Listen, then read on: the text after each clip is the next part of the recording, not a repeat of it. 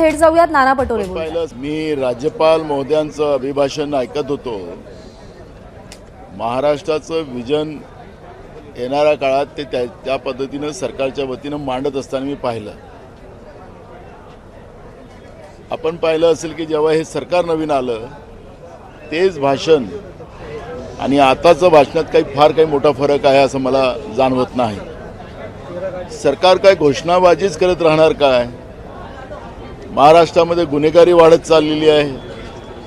शेतकऱ्यांच्या शेतीच्या पंपाला पाणी विद्युत नाही, पिण्याचं पाणी महाराष्ट्रात नाही, रोजगाराचे प्रश्न मोठ्या प्रमाणात वाढत चाललेले आहेत.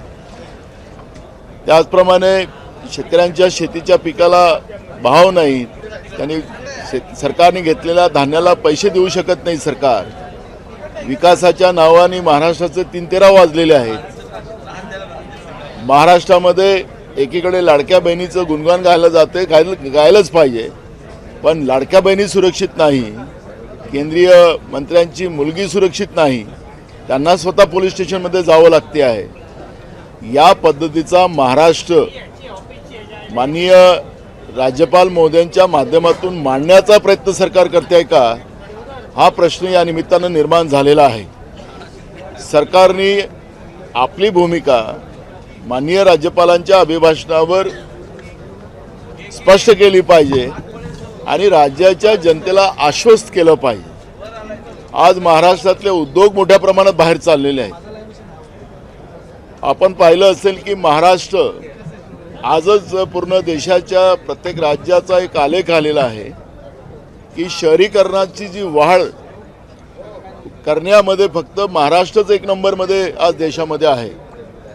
ग्रामीण भाग पूर्ण ओसाड पडत चाललेला आहे. महात्मा गांधी सांगायचे की खरी ताकदच ही ग्रामीण भागात असते आणि तिथूनच देशाची प्रगती होते. पण महाराष्ट्रासारख्या प्रगत राज्यामध्ये आज शहरामध्ये लोंढेच्या लोंढे येतात आहेत आणि ग्रामीण भाग ओसाड पडत चाललेला आहे. शेतीवर खऱ्या अर्थानं ज्या पद्धतीनं मोठ्या प्रमाणात क्रांती व्हायला पाहिजे होती, शेतकऱ्यांच्या जीवनामध्ये मोठ्या प्रमाणात आर्थिक सक्षमता निर्माण व्हायला पाहिजे होती, ते करायला सरकारला अपयश आलेलं आहे का, हा या निमित्तानं प्रश्न निर्माण झालेला आहे. शेतीवर आधारित उद्योग महाराष्ट्रामध्ये संपलेले आहेत का? आणि अशा पद्धतीची जी काही परिस्थिती या महाराष्ट्रात निर्माण झालेली आहे, कधी नव्हे. या सरकारचं तर मी या 3 तोंडाचं काही बोलणार नाही, कारण की तर रोज आपण आपल्या माध्यमातून महाराष्ट्राची जनता बघते आहे. मलाईच्या खात्यासाठी, पालकमंत्र्यांच्या पदासाठी आताच्या मी मुख्यमंत्र्यांचा धन्यवादच करेल. त्यांनी पहिलं एक पाऊल या ठिकाणी उचललेलं आहे की आरोग्य विभागामध्ये झालेला घोटाळा त्याच्यावर त्यांनी स्थगिती दिलेली आहे असं मी तुमच्या माध्यमातून ऐकलेलं आहे. म्हणून त्यांचं अभिनंदन मी करेल. पण असे घोटाळे अनेक या महाराष्ट्रामध्ये आहेत. त्या सगळ्या घोटाळ्यावर ते स्थगिती देतील का, हा प्रश्न या ठिकाणी निर्माण झालेला आहे.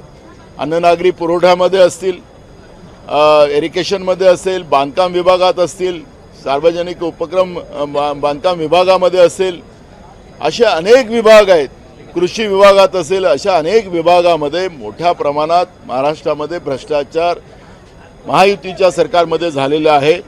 आणि त्या माध्यमातून हे सरकार माननीय मुख्यमंत्री जे एक पाऊल त्यांनी पुढे उचललेलं आहे ते पूर्ण सगळ्या याच्यामधल्या भ्रष्टाचाराच्या फायलीला स्टे देतील का, हाही प्रश्न या निमित्तानं या ठिकाणी निर्माण झालेला आहे. आणि हा सगळा जॉब या अधिवेशनामध्ये आम्ही विचारणार आहोत. आज मुख्यमंत्र्याचं एक स्टेटमेंट मी ऐकलं. मुख्यमंत्री म्हणाले की जे गुन्हेगार प्रवृत्तीचे मंत्री आहेत त्यांना आम्ही सगळ्यांना काढणार आहोत. आनंदाची गोष्ट आहे. महाराष्ट्राच्या मंत्रिमंडळात 65% गुन्हेगार मंत्री आहेत आणि हे सरकारनेच प्रसिद्ध केलेलं आहे, त्यांचेच सगळे आकडे आहेत. आणि म्हणून मग या 65% मंत्र्यांना ते त्यांच्या मंत्रिमंडळातून काढतील काय, हा एक प्रश्न आहे. त्यांच्या निर्णयाचं स्वागतच आम्ही करू, पण हे सगळं झालं पाहिजे, ही भूमिका आमची आहे.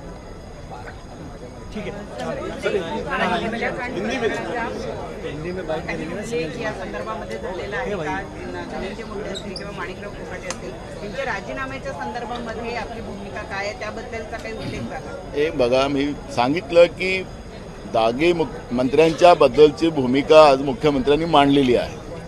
त्याच्यामध्ये माणिक कोकाटे पण येणार आहे. त्यामुळे हे सगळेच येणार आहे. 65% मंत्री येणार आहे.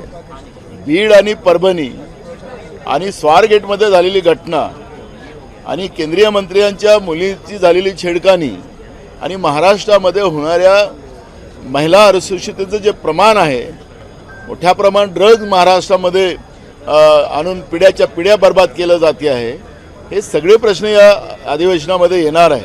बीड आणि परभणीचा इश्यू आम्ही नागपूरच्या अधिवेशनात उपस्थित केलाच होता आणि आता हे बजेट अधिवेशन आहे. नागपूरच्या अधिवेशनात तर याच्यावर चर्चा करायलाच तयार सरकार नव्हतं, पण मी स्वतः या प्रश्नाला लावून धरलेलं होतं. सरकारने चर्चा केली. मुख्यमंत्र्यांनी जे उत्तर दिलं ते उत्तर थोतांड खोटं होतं आणि म्हणून हक्कभंगसुद्धा आम्ही त्या विषयावरचं माननीय मुख्यमंत्र्यांवर आणणार आहोत. आणि त्याच्यामुळे परभणी आणि बीड हे महाराष्ट्राला घटनेमुळे महाराष्ट्राला काळीमा लावण्याच्यासारखा हा प्रकार आहे. जे आरोपी आहेत त्या आरोपींना जेलमध्ये जे VIP ट्रीटमेंट दिलं गेलेलं आहे याचं पण याची पण विचारणा या सरकारशी आम्ही करणार आहोत. प्रशांत कोरटकर यांना अजून ताब्यात घेतलेलं नाहीये, त्यामुळे विरोधकांचं असं म्हणणं आहे की जाणीवपूर्वक त्यांना वाचवलं. बिलकुल मी तुम्हाला सांगत आहे की या सगळ्या घटनेमध्ये जे काही आरोपी आहेत त्या आरोपींना मुद्दामून वाचवलं जाते आहे. ते कुठल्या देशात आहेत, जगाच्या पाठीवर कुठं आहेत, हे भारतातच आहेत, हे कोणालाच कळायला तयार नाही की महाराष्ट्राचं पोलीस विभाग हे एवढं कार्यक्षम झालं काय आणि ते कोणामुळे झालं, तर त्याला सरकारचाच पूर्ण आशीर्वाद आहे का, या सगळ्या प्रश्नाचं उत्तर सरकारला द्यावं लागणार आहे. महाराष्ट्राच्या ज्या DG आहेत त्यांच्या अकार्यक्षमतेचंही या निमित्तानं सगळं दर्शन राज्याला झालेलं आहे, ज्याचा सातत्यानं आम्ही विरोध केलेला होता. पण त्यांना बसवून ठेवणं आणि महाराष्ट्राची बदनामी करण्याचं काम, महाराष्ट्र असुरक्षित कायद्याचं करण्याचं काम या सरकारने मुद्दामून केलं काय, हे सगळे प्रश्न या निमित्तानं उपस्थित होणार आहे.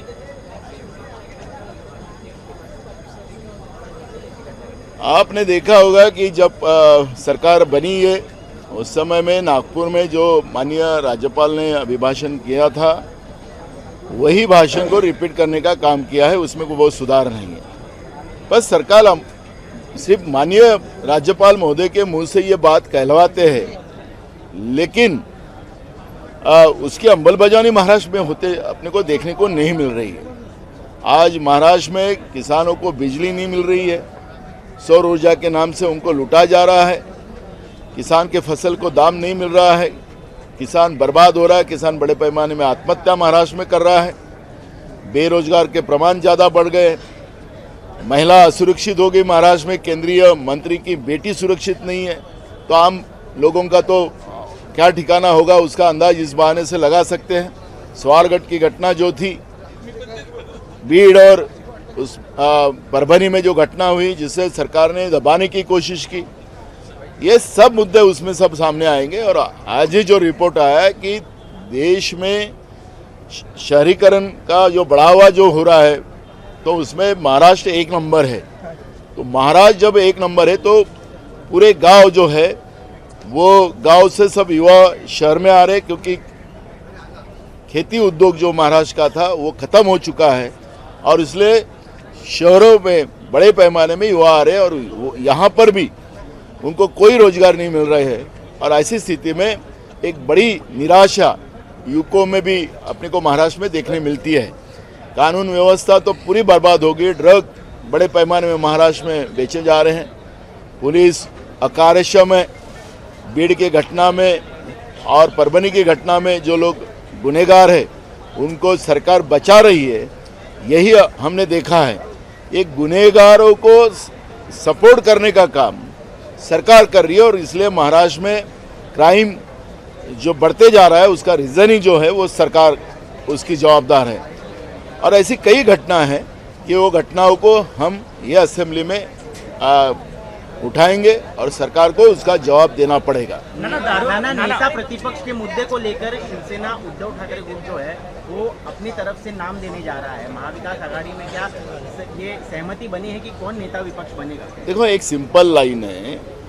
महाराष्ट्र के विधानसभा में अपोजिशन में उनके संख्या ज़्यादा है, तो स्वाभाविक है उनका अपोजिशन लीडर बनेगा। अपर हाउस में कांग्रेस का अपोजिशन लीडर बनेगा, जहां वहां हमारी संख्या ज़्यादा है, कांग्रेस की संख्या ज़्यादा है, तो जिसकी संख्या ज़्यादा है उनका रहेगा, उसमें कोई तनाव करने का कोई कारण नहीं है। हमको सरकार, लेकिन ऊपरी हाउस में शिवसेना उद्धव ठाकरे गुट के अंबादास दानवे इस समय नेता प्रतिपक्ष है, क्या उन्हें हटाने की मांग आप कर रहे हो? नहीं, हटाने की बात नहीं है। जो नियम होता है, जो विधिमंडल के जो नियम होते हैं, उसके आधार पे हम बात कर रहे हैं। किसी को हटाना, किसी को बड़ा बिठाना, ये नहीं हो सकता। जो भी है वो नियम के साथ हो और महाविकास आघाड़ी उसके आधार पे आगे जाए और सरकार को पूरे घेराबंदी करे, ये भूमिका कांग्रेस पार्टी की है। आदित्य ठाकरे रहेंगे चेहरा विपक्षी नेता का। देखो, उनके पार्टी से किसको देना है वो उनका अधिकार है, उसमें हमें उनके कौन अपोजिशन लीडर बनाना वो उनका दायित्व है।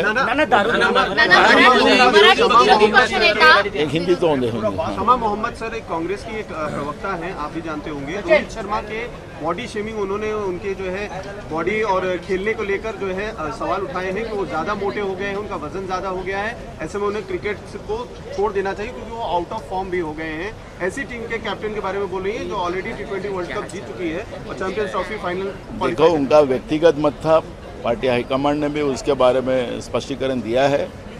वो जिनने जो ये स्टेटमेंट किया उनका व्यक्तिगत मत था, वो पार्टी का मत नहीं। सर, दारुल उलूम नाम की एक शैक्षणिक संस्था है मुस्लिम, उन्होंने मोबाइल बैन कर दिया है। क्या ऐसे समय में मोबाइल बैन करना सही लगता है आपको? देखो, किसको मोबाइल यूज़ करना नहीं करना वो उनका अधिकार है। अगर देश में कोई व्यक्ति स्वतंत्र ही नहीं बचा होगा और केंद्र की मोदी सरकार ने जो बोला वही कानून होगा और व्यक्ति स्वतंत्र खत्म हो गया होगा देश में, तो इस तरह का सवाल खड़ा हो सकता है। नाना, मराठीत विरोधी पक्ष नेते पदाचा तिढा सुटणारे का या एक मिनिट यांचं, हां,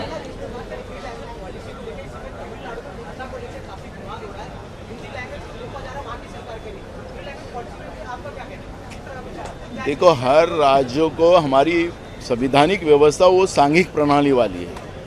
हर राज्य को अपनी पॉलिसी बनाने का अधिकार है। केंद्र सरकार को किसी की बातों को थोप नहीं सकती। तो सांघिक प्रणाली के आधार पे कौन से राज्य क्या क्या निर्णय लेंगे वो उनका अधिकार है। अब आपने देखा होगा कि मध्य प्रदेश की सरकार ने 5 रुपये में बिजली के कनेक्शन किसानों को देने के वादा किया है, तो उनका अधिकार है।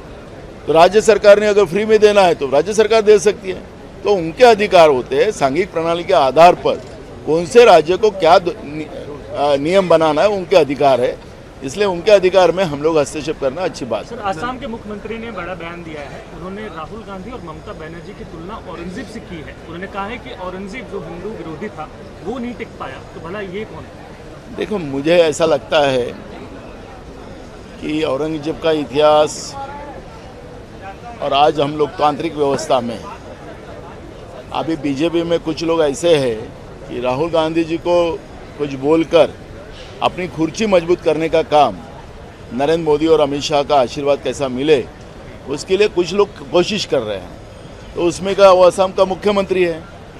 अब असम के मुख्यमंत्री के बारे में क्या बात करेगा? वहाँ के लोग मर रहे हैं, बाढ़ में बह रहे थे, भूखे मर रहे थे, और असम का मुख्यमंत्री क्या कर रहा था वो तो आप सब दुनिया ने देख लिया है। तो इसलिए मैं ऐसे मुख्यमंत्री पद की तो गरिमा सबने रखना चाहिए, वो एक संवैधानिक पद है, लेकिन इस तरह का बेतुल का सब्जेक्ट निकाल कर असम के जनता के जो मूल इशू है उसको डाइवर्ट करने का पाप असम के मुख्यमंत्री कर रहे हैं। मैं उनका नाम इसलिए नहीं लेना चाहता कि कोई मतलब ही नहीं है ऐसे आदमी के बारे में कोई बात करना।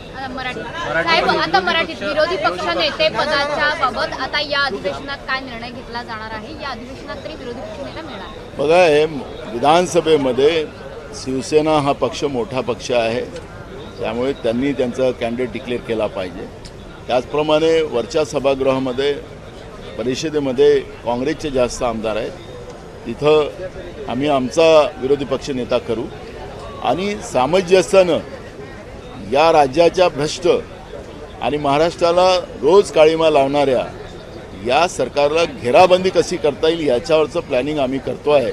त्यामुळे सामंजस्यानं हा विरोधी पक्ष पदाचा जो प्रश्न आहे तो आम्ही सोडू. मात्र अंबादास दानवे विधान परिषदेत विरोधी पक्षनेतेपदी आहेत, त्यांना हटवून काँग्रेसचा बघा बचाव असं वाटतंय. बघा, एक विधिमंडळाच्या कामकाजातली जी काही परंपरा आहे त्या परंपरेप्रमाणे ज्यांचे जास्त आमदार त्यांचा विरोधी पक्षाचा नेता असतो, ज्याचा बहुमतामध्ये असेल त्याचा मुख्यमंत्री होतो. हे आमची परंपरा आहे आणि आपला नियम आहे.